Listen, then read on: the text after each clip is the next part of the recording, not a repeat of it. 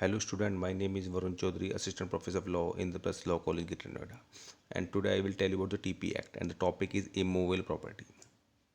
Immovable property is a property that cannot be moved from one place to another. It is generally connected to the ground or land on which it sits.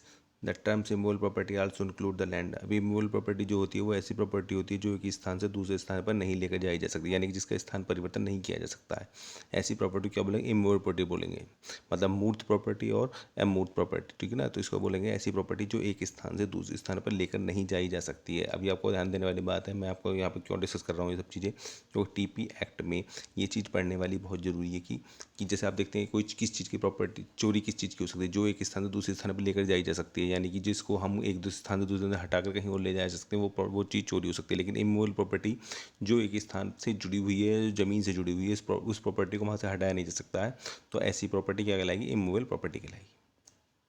What is the example of immovable property? The immovable property will at the accident impartial state that will while the movable property will not. Example of immovable property include vehicle, timber, crops, home, etc. like certain beds, cement, etc. Immovable property example will include land, building, tree attached to the land. अभी immovable property जो है वो ऐसी property होती है, जैसे मैं आपको एग्जाम्पल देकर बताऊंगा कि इसमें वहीकल है, टिम्बर्स है, कॉप्स है, या होम जो घर में इस्तेमाल करने वाली चीज़ होती है, जैसे कि बेड्स है इस तरह की चीज़ें जो एक स्थान से दूसरे स्थान से लेकर जा सकती हैं, उसको क्या बोलेंगे हम? हाँ, इमूवेबल प्रॉपर्टी बोलेंगे। मतलब कि जिसको हम ले जा सकते हैं वो तो कौन सी प्रॉपर्टी? वो मूवेबल प्रॉपर्टी है। हम उसको एक स्थान से दूसरे में मूव कर सकते हैं तो वो मूवेबल प्रॉपर्टी कहते हैं, लेकिन जिसको हम मूव नहीं कर सकते वो इमूवेबल प्रॉपर्टी कहलाती है, ठीक है ना। इमूवेबल प्रॉपर्टी के एग्जाम्पल जैसे कोई लैंड है, बिल्डिंग है, ट्रीज है जो लैंड से जुड़ी हुई है, जिससे कहीं ना कहीं अटैच है, ऐसी प्रॉपर्टी को क्या बोलेंगे? इमूवेबल प्रॉपर्टी बोलेंगे। जो उस लैंड से या उस भूमि से जुड़ी हुई होती है उसको इमूवेबल प्रॉपर्टी बोलते हैं, ठीक है। What is included in immovable property? Several law in India define the constitutes immovable property according to section 3 subsection 26 of the General Clause Act 1897. Immovable property include land benefit to arise out of the land and things attached to the earth or permanently fastened और anything attach to the earth. अभी बहुत सारे law हैं जो define करते हैं immovable property के, लेकिन सबसे जो अच्छी एग्जांपल दी गई है वो कहाँ दी गई है? जनरल क्लास एक्ट 1897 की जो सेक्शन है 327 सेक्शन 26 में, कि जो इमूवेबल प्रॉपर्टी उसमें क्या include land benefit arising of the land and thing attach to the earth और permanent fastened to anything attach to the land. अभी जो ना जो इमूवेबल प्रॉपर्टी है वो ऐसी प्रॉपर्टी होती है जो जनरल क्लास एक्ट के सेक्शन 3 और सेक्शन 26 बोल रहा है कि जो ज़मीन से जुड़ी प्रॉपर्टी है या जो ज़मीन से अटैच प्रॉपर्टी है, इस तरह की प्रॉपर्टी को हम इमूवेबल प्रॉपर्टी बोलेंगे, ठीक है ना। What is immovable property in property law? Immovable property include land, building, rent allowance, right to way, light, pairs, fishes, or any other benefit to arising out of the land and thing attached to the earth or permanently vested to anything which is attached to the earth but not standing timber, growing crops और craft.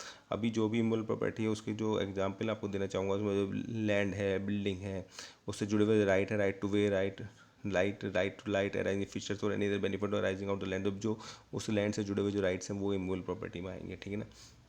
जो जो thing attach to the earth है और permanent festive anything, वो जो सब चीज़ें कहाँ पर आने वाली हैं वो इमूवेबल प्रॉपर्टी में आएंगी। अब इसमें क्या है? इमूवेबल प्रॉपर्टी में क्या नहीं आएगा? But not standing timber, growing crops और ग्रास, जो खड़ा कास्ट है या जो जो घास है, इस तरह की जो चीज़ें हैं वो इमूवेबल प्रॉपर्टी में नहीं आती हैं, जिसके बारे में आप पढ़ लेंगे जनरल क्लास एक्ट की धारा सेक्शन 326 में भी, ठीक है।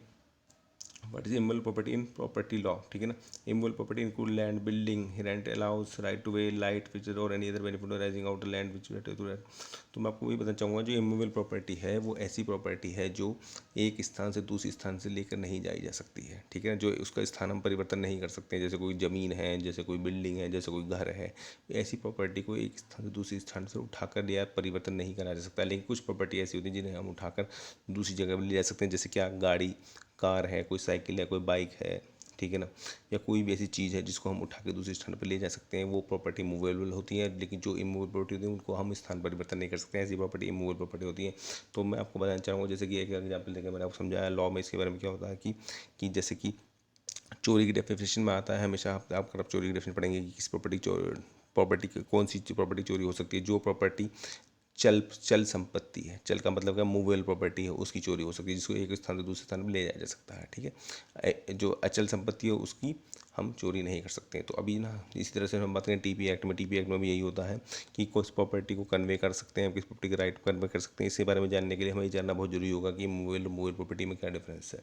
तो आज के बारे में आपको मैंने इतना ही बताया कि मूवेबल और इमूवेबल प्रॉपर्टी में क्या डिफरेंस होता है। तो मूवेबल प्रॉपर्टी वही है जिसको हम एक स्थान से दूसरे तरफ मूव कर सकते हैं, इमूवेबल प्रॉपर्टी को जिसको हम मूव नहीं कर सकते हैं, जो एक स्थान पर स्थिर है उसका स्थान हम परिवर्तन नहीं कर सकते। इसके बारे में जानने के लिए आप एक जनरल क्लास एक्ट की जो धारा आपका 3 और 20 सेक्शन सब सेक्शन 26 है उसके बारे में आप पढ़ लीजिए, ठीक है ना। तो आपको पता चल जाएगा मूवेबल प्रॉपर्टी क्या होती है। अभी टीपी एक्ट में भी जो डेफिनेशन है वो इतनी अच्छी डेफिनेशन नहीं दी गई, इसलिए जो हमने जो डेफिनेशन अडॉप्ट करी है जनरल क्लास एक्ट की सेक्शन सब सेक्शन 26 से अडॉप्ट करी है, जिसको ज़्यादातर हम पढ़ रहे हैं सभी एक्टर्स में इसी डेफिनेशन उठा के लिया गया है। तो जनरल क्लास एक्ट की डेफिनेशन पढ़ लीजिए इन मूवेबल और इमूवेबल प्रॉपर्टी की जानकारी के लिए, ठीक है। तो मुझे लगता है आपको ये बात समझ में आ गई होगी मूवेबल प्रॉपर्टी क्या होती है। आने वाले इस वीडियो में आपको और ज़्यादा डिस्कस कर दिया जाएगा मूवेबल और इमूवेबल प्रॉपर्टी के बारे में। तो thank you very much to all of you.